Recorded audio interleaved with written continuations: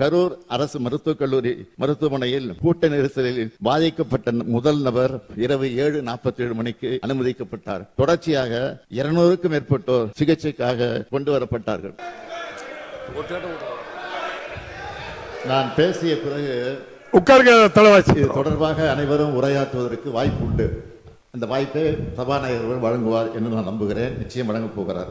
ஒவ்வொரு உறுப்பினுடைய கருத்தும் ஆய்வு செய்யப்பட்டு, நீங்கள் பேசிய கருத்து சொல்றேன், பேச இருக்கக்கூடிய கருத்துக்களையும் சொல்றேன், அது ஆய்வு செய்யப்பட்டு கூட்டு முயற்சியில் வலு சேர்க்கக்கூடிய அனைத்தையும் உறுதியாக நிறைவேற்ற நடவடிக்கை எடுப்போம் என்பதை முதலிலேயே அரசின் சார்பில் நான் தெரிவித்துக் கொள்கிறேன். மாண்புமிகு பேரவைத் தலைவர் அவர்களே, கரூர் மாவட்டத்தில் நிகழ்ந்த துயரச் சம்பவம் ஒட்டுமொத்த தமிழ்நாட்டு மக்களின் மனதையும் உலுக்கியது. நம் அனைவரையும் பெரும் அதிர்ச்சிக்கும் சோகத்திற்கும் உள்ளாக்கியது. இறந்து போனவர்களுக்கு ஆழ்ந்த அஞ்சலியை நான் செலுத்துகிறேன். உறவுகளை இழந்தவர்கள் அனைவருக்கும் எனது ஆழ்ந்த இரங்கலையும் தெரிவித்துக் கொள்கிறேன்.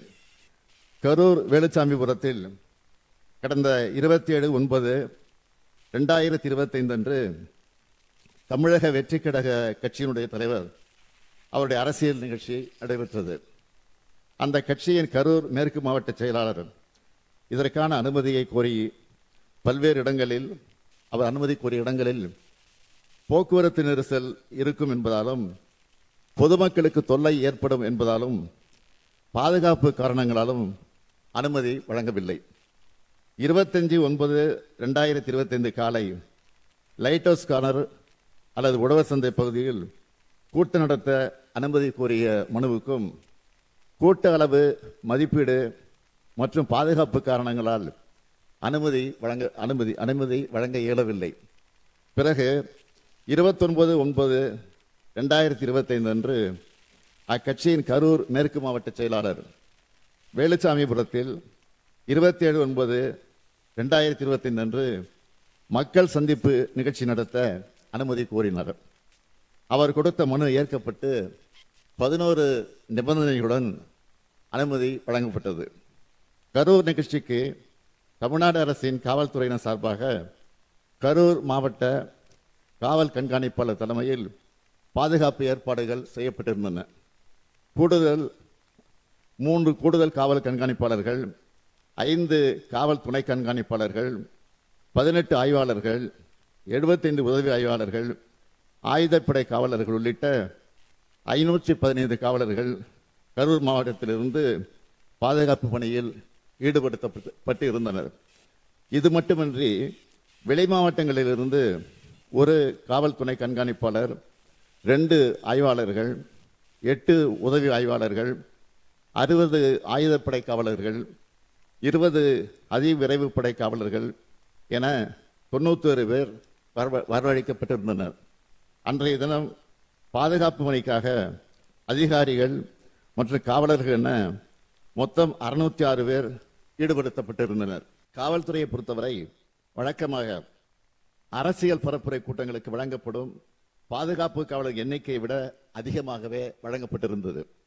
பொதுக்கூட்ட நிகழ்ச்சி ஏற்பாட்டாளர்களால் 10,000 பேர் வருவார்கள் என்று தெரிவிக்கப்பட்ட நிலையில் அதைவிட அதிகமாக கூட்டம் வரும் என்று எதிர்பார்த்து கூடுதல் பாதுகாப்பு ஏற்பாடுகள் செய்யப்பட்டன.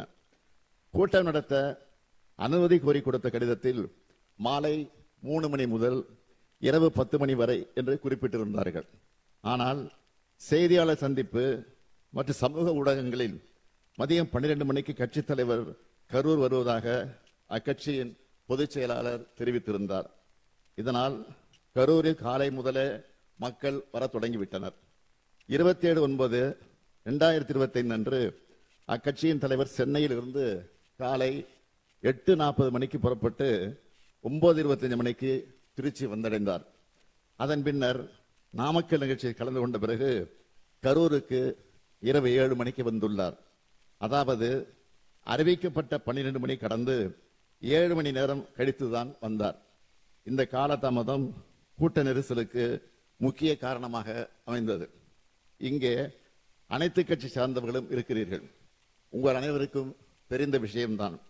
கூட்ட ஏற்பாட்டாளர்கள் சில முக்கியமான ஏற்பாடுகளை செய்ய வேண்டும். அவை அன்றைய தினம் கரூரில் செய்யப்படவில்லை. காலை முதல் காத்திருந்த மக்களுக்கு போதிய குடிநீர் இல்லை. உணவு வழங்க எந்த விதமான ஏற்பாடுகளும் நிகழ்ச்சியை ஏற்பாடு செய்தவர்களால் செய்யப்படவில்லை. இயற்கை பாதைகளை கழிக்க பெண்களால் வெளியில் செல்ல முடியவில்லை. சம்பவம் நடந்த அதே வேலுச்சாமிபுரத்தில் இதற்கு 2 தினங்களுக்கு முன்பாக, அதாவது 25/9/2025 அன்று மாண்புமிகு எதிர்க்கட்சி தலைவர் அவர்கள் கலந்து கொண்ட பரப்புரை நிகழ்ச்சி நடந்துள்ளது. அந்த கூட்டத்தில் பங்கேற்றிருந்தவர்கள் முறையாக ஒருங்கிணைக்கப்பட்டு கட்டுப்பாட்டோடு நடந்து கொண்டனர்.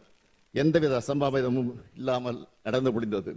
அதில் சுமார் 12,000 முதல் 15,000 பேர் பங்கேற்றிருக்கிறார்கள். அந்த பரப்புரை கூட்டத்திற்கு சுமார் 137 காவலர்களும் 30 ஊர்காவல் படையினரும் பாதுகாப்பு பணியில் ஈடுபட்டிருந்தனர் என்பதை குறிப்பிட விரும்புகிறேன். ஆனால் அதற்கு நேர்மாறாக இந்த கட்சியினுடைய நிகழ்ச்சி நடந்துள்ளது. கரூர் மாவட்ட எல்லை தவிட்டுப்பாளையம் சோதனை சாவடி நிகழ்ச்சிக்கு பின் கேரவன் வாகனத்தை பின்தொடர்ந்து பெருவாரியான ரசிகர்களும் கட்சியினரும் நிகழ்ச்சி நடைபெறும் இடத்திற்கு வந்து கொண்டிருந்தனர்.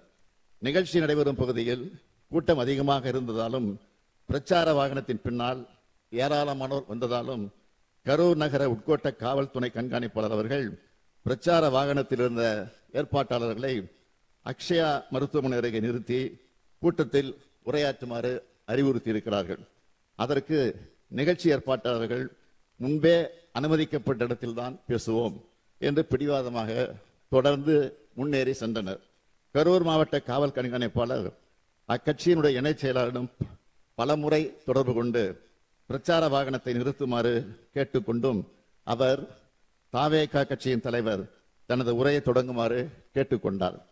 காவல்துறையின் வழிமுறைகளை மீறி வாகனம் அக்ஷனா மருத்துவமனையிலிருந்து 30-35 மீட்டர் தூரம் சென்றபோது இருபுறமும் இருந்த கூட்டத்தினரையே இது நிலைகுலைய செய்தது. இதனால் கூட்டத்தில் பல இடங்களில் அலைமோதல் ஏற்பட்டிருக்கிறது. கூட்டத்தில் இருந்த பெண்கள் மற்றும் குழந்தைகள் மத்தியில பீதி, மூச்சு திணறல், மயக்கம் மற்றும் நெரிசல் ஏற்பட்டது. பலரும் கீழே விழுந்து மிதிப்பட்டிருக்கிறார்கள். கூட்டத்தின் ஒரு பகுதியினர் ஜெனரேட்டர் பகுதிக்குள் நுழைந்து தகர கொட்டகையை அகற்றியும் வெளியேற முயற்சி செய்திருக்கிறார்கள். இதனால் மின்சாரம் தாக்குவதை தடுக்க ஜெனரேட்டர் ஆபரேட்டர் மின்சாரத்தை துண்டித்திருக்கிறார். நிகழ்ச்சி நடைபெற்ற இடத்தில் கூட்ட நெரிசலால் காயமடைந்தும் சோர்வினால் மயக்கமடைந்தும் மக்கள் உதவி கோருவதை கவனித்து காவல்துறையினர் மருத்துவமனை ஆம்புலன்ஸுக்கு தகவல் அனுப்பி வரவழைத்திருக்கிறார்கள். இவ்வாறு கூட்ட நெரிசல் ஏற்பட்ட போது அவர்களை காப்பாற்றத்தான் ஆம்புலன்ஸ் வந்ததை தவிர நெரிசல் ஏற்படுவதற்கு முன்பு எந்த ஆம்புலன்ஸும் வரவில்லை. காவல்துறை, தீயணைப்பு மற்றும் மீட்புத் துறையினர் மற்றும் ஆம்புலன்ஸ் மீட்புக் குழுவினர் காயமடைந்தவர்களை மீட்டு அருகில் உள்ள மருத்துவமனைகளுக்கு அனுப்பி வைத்தனர். மீட்பு பணிகளில் முழுவீச்சு நடைபெற்றுக் கொண்டிருக்கும் போது தாவேகா கட்சியினர் 2 ஆம்புலன்ஸ் ஓட்டுநர்களை தாக்கி ஆம்புலன்ஸ் வாகனத்தை சேதப்படுத்தி இருக்கிறார்கள். இதனால் மீட்பு பணிகள் தடைப்பட்டன. இது தொடர்பாக கரூர் நகர காவல் நிலையத்தில் 2 வழக்குகள் பதிவு செய்யப்பட்டு விசாரணை நடந்து வருகிறது.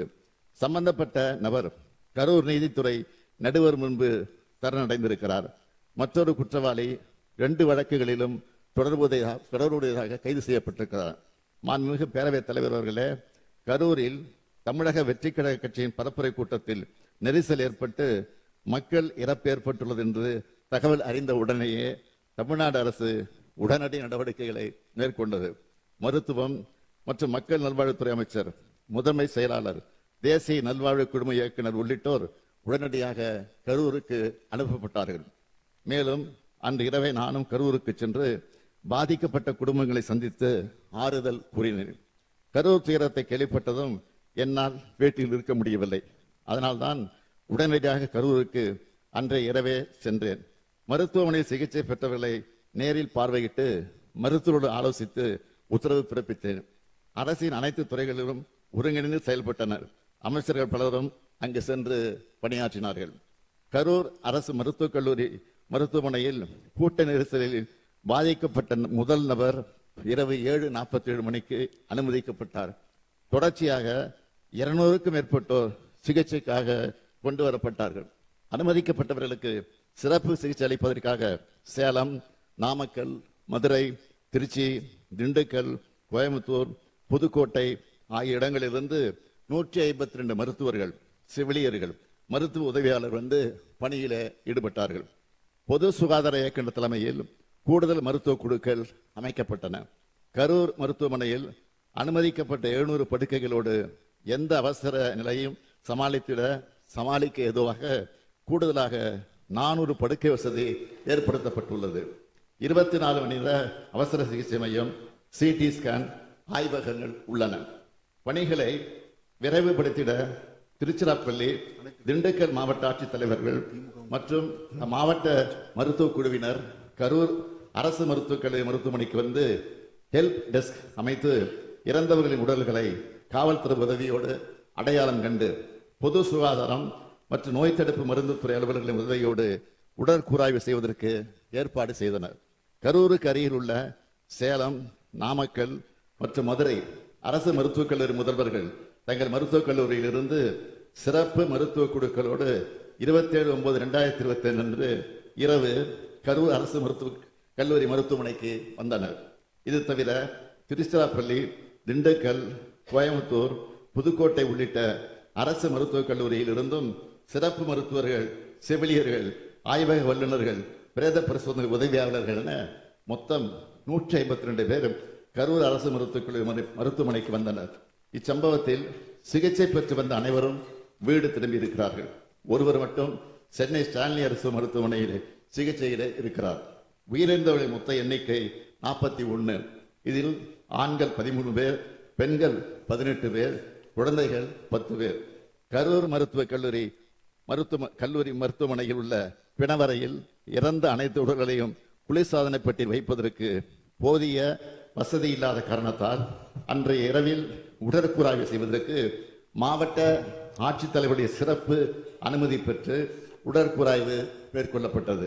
உடனடியாக உடற்கூராய்வு நடைமுறைகளை முடித்து பாதிக்கப்பட்ட துக்கத்தில் இருக்கக்கூடிய குடும்பங்களிடம் உடல்கள் ஒப்படைக்க வேண்டி கரூர் அரசு மருத்துவக் கல்லூரி தடவியல் துறை தலைவர் சங்கர் அவர்களுடைய தலைமையில் 24 மருத்துவர்கள் மற்றும் 16 உதவி பணியாளர்கள் அடங்கிய குழு அமைக்கப்பட்டு உடற்கூராய்வு செய்யப்பட்டது.